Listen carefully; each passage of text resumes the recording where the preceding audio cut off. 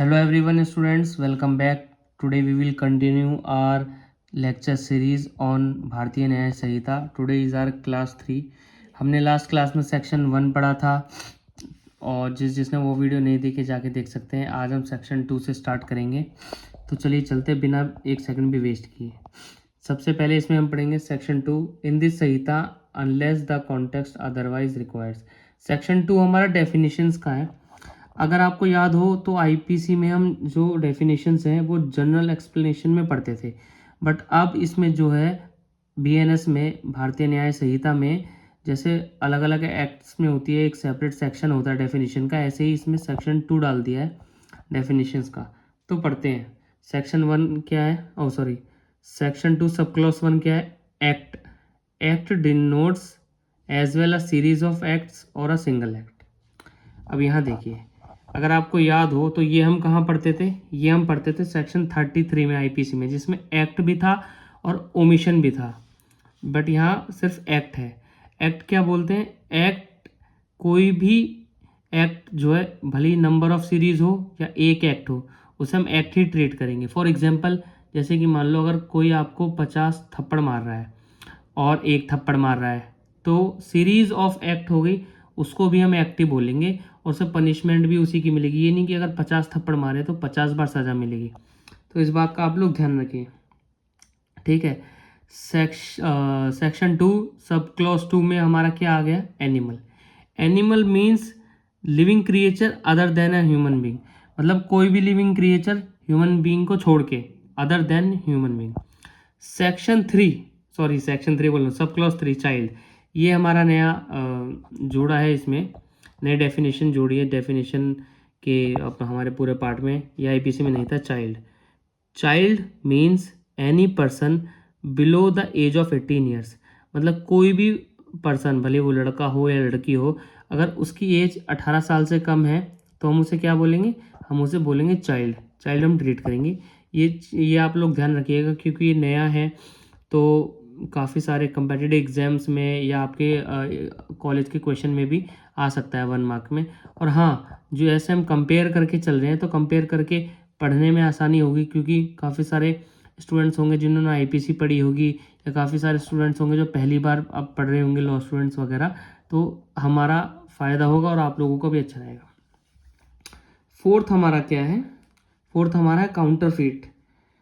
Counterfeit में जो है, काउंटरफीट की डेफिनेशन सेम है, लेकिन काउंटरफीट का सेक्शन अलग है. हमारा आईपीसी में जो काउंटरफीट का सेक्शन था वो सेक्शन 28 था. ठीक है, डेफिनेशन पढ़ लेते हैं.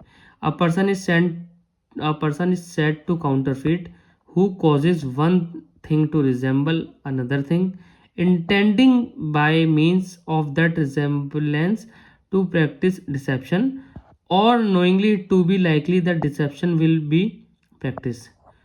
कोई person, a person is said to counterfeit who causes one thing to resemble other thing.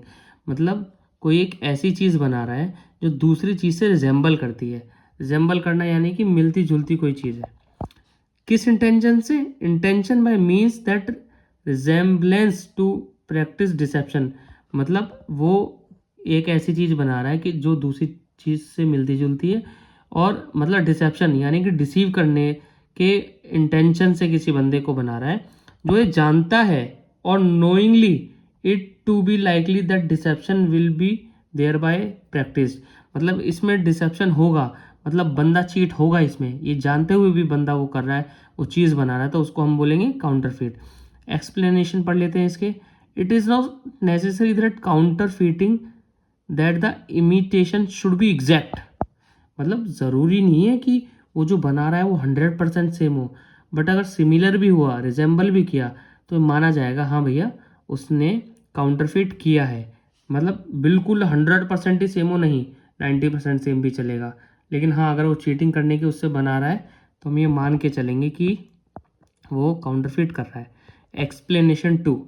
When a person causes one thing to resemble another thing, ठीक है, and the resemblance is such that a person might be deceived thereby, ये ऊपर बढ़ा, it shall be presumed until the contrary is proved that a person so causing the one thing to resemble the other thing intended by means of the resemblance to practice deception, or knew it to be likely that deception would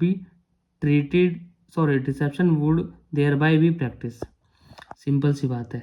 when a person causes one thing when a person causes one thing to resemble another thing, जब कोई ऐसी चीज़ करता है जो दूसरी चीज़ से resemble कर रही है, and the resemblance is that person might be deceived, कोई बंदा उससे चीट हो सकता है, ये इट शैल बी प्रूव्ड, ये मान लिया जाएगा जब तक ये प्रूव नहीं होता that a person so causing the one thing to resemble the other thing intended by means of that resemblance to practice deception, or knew it likely to be that deception would thereby be practiced.